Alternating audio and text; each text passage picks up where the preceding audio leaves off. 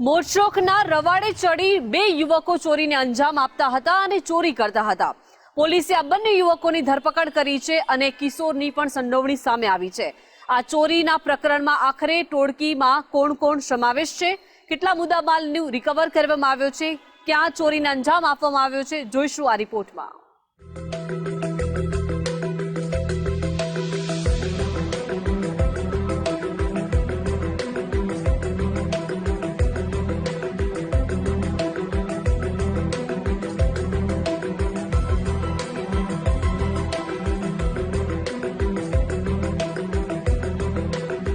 અમદાવાદના નવરંગપુરા, નારણપુરા, વસ્ત્રાપુર, બોપલ સહિતના અનેક પોશ વિસ્તારના બંધ મકાનોને છાશવારે તસ્કર ટોળકી ટાર્ગેટ બનાવતી હોય છે।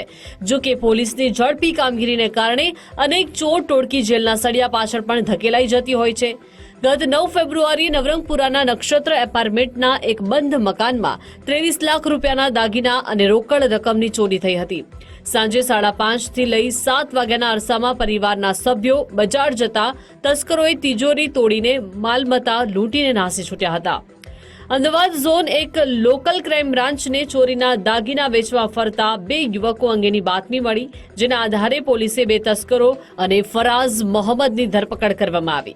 આ ટોળકીમાં સામેલ કિશોર પણ તસ્કરોની સાથે સકંજામાં આવ્યો છે। આ બંને તસ્કરો અમદાવાદના ગોમતીપુર અને સરસપુર વિસ્તારમાં રહે છે। માત્ર મોજશોખ પૂરા કરવા ચોરીના રવાડે ચડેલા યુવકો બાઇક લઈ શહેરના પોશ વિસ્તારના મુખ્ય રસ્તા ઉપર ફરતા હતા। આ તસ્કરો પાર્સલ આપવાના બહાને એપાર્ટમેન્ટમાં પ્રવેશ કરતા હતા। આ ટોળકી બંધ મકાનને નિશાન બનાવીને તાળા તોડતી હતી। નવરંગપુરા પોલીસે તસ્કરોને ઝડપીને અંદાજે 14 લાખ રૂપિયાના સોના ચાંદીના દાગીના જપ્ત કર્યા છે। આ ટોળકી પાસેથી એક બાઇક અને 2 લાખથી વધુનો ડોલર, દિરહામ અને યુરો જેવી વિદેશી ચલણ પણ જપ્ત કર્યું છે।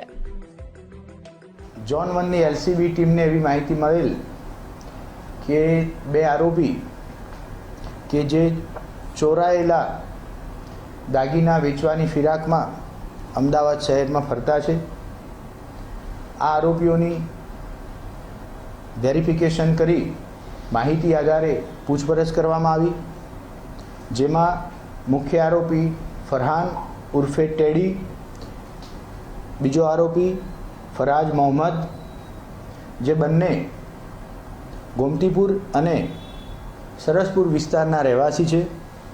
આમની સાથે કાયદાના સંઘર્ષમાં આવેલો એક કિશોર પણ આ ચોરીમાં સામેલ હતો। પૂછપરછ દરમિયાન આરોપીઓએ આ ચોરી કરેલાનું સ્વીકારી લીધેલ છે। આરોપી પાસેથી ચોરીના કામે વપરાયેલ મોટરસાયકલ, સોના ચાંદીના 14 લાખથી પણ વધુ કિંમતના દાગીના અને વિદેશી ચલણ 2 લાખથી પણ વધુ કિંમતના કબજે કરવામાં આવેલા છે। ફરહાન ઉર્ફે ટેડી અને ફરાઝ મોહમ્મદ ચોરીના રૂપિયાથી મુંબઈ, દિલ્હી અને ગોવા સહિતના જાણીતા સ્થળોએ હરવા ફરવા માટે વારંવાર જતા હતા। આ ટોળકી મોજશોખ પૂરા કરવા ચોરીના રવાડે ચડી હોવાનું પોલીસની પ્રાથમિક પૂછપરછમાં સામે આવ્યું છે। આ ચોર ટોળકીમાં વધુ કેટલાક સભ્યો સંડોવાયેલા હોવાની આશંકા પણ નકારી શકાય નહીં।